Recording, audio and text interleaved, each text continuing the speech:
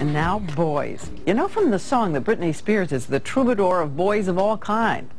So you wonder, who are the dream men in her life right now? Well, see if you can guess which photo she keeps in a solitary picture frame in her living room. I know which one you're talking about. I'm embarrassed. I have it here. I have it here. Ta-dum! The crush continues. Yes, the crush continues. We shouldn't show that. I'm embarrassed. Okay, that's my little thing. It's a secret. Inside, she's still a fan. So who are the dream guys now? Still Brad? Yes, definitely Brad. And I don't know. Ben Affleck, he's cute. And I think Colin Farrell's really cute, too. I think it's refreshing that he doesn't care what people think about him, and he says whatever's on his mind. Are you still friends with him? I mean, we talk every once in a while, but he's very busy right now. Yeah, because I followed the kissing and the tabloids, and are they together, or no, were they just out for a minute? Oh, no, we're not together. I'm single right now, completely single, so. Something about the way you say that, completely single. It's a good thing. I mean, of course you get lonely sometimes, but I like being by myself right now. I think it's good for me. But Fargo, y'all give me a group hug. Is that okay? In some ways, she's like a laboratory experiment in the insulating power of relentless fame. Remember, no high school or college life to practice dating.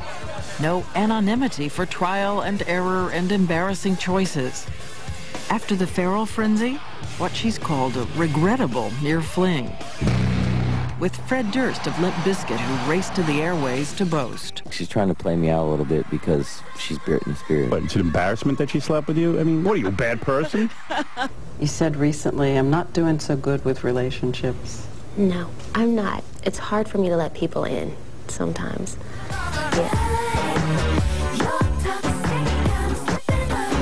And she always seems to be paying for her teenage comments. You're right, Britney. You're left. We get an interview with her. See what I go through? That she was going to stay a virgin until marriage. I would love to be able to try and wait till I'm married. And that she didn't even drink. In the past year, a report that she had tried serious drugs at a club.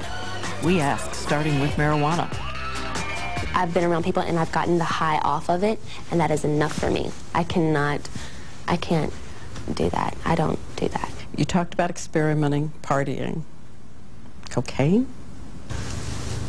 No, I never. They left the impression that at clubs that you tried cocaine. I've experimented in partying, but never that. I could never do something like that. I mean, I definitely, in this industry, there's people that do that around you 24/7. So, you know, you just have to learn who you hang out with.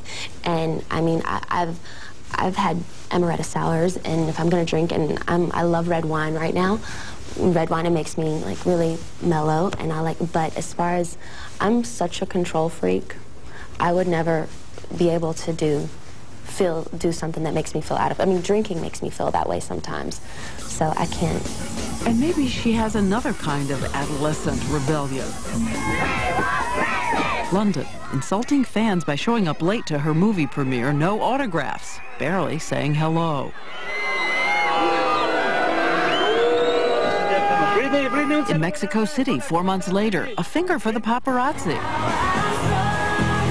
And then, 5 songs into her concert, the last night of her world tour, she walked off stage in front of 50,000 fans. It is too dangerous, this situation, okay? It was raining, and she says it was dangerous. We're going to go out there, and we're going to do the first 2 songs, or whatever, like if it starts to clear up. But if it starts raining again, and if it's bad, then I'll just stop in the middle of the show. And indeed, a documentary shows she and her tour manager are agonizing over what to do backstage. It's all irrelevant with it coming down right there. Nobody's going off. But out front, the crowd turned and started yelling, "Fraud! Fraud!" And it all happens as she's starring as a kind of villain in the tabloid accounts of supposed jealous arguments and then a horrible breakup with her self-proclaimed first love, Justin Timberlake.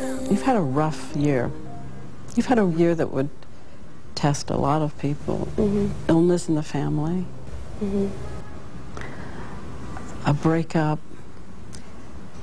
This spasm of publicity about what happened from Mexico to London.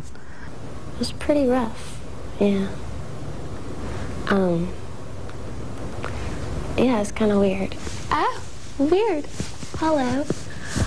Oh my goodness, hello. Ew, strong Britney. Yeah, it was a weird time. Ew, I'm embarrassed. Can we stop this? The breakup with Justin. Did he sell her out on a music video? Britney's side of the single. He's left the impression that you weren't faithful, that you betrayed the relationship. When Primetime returns.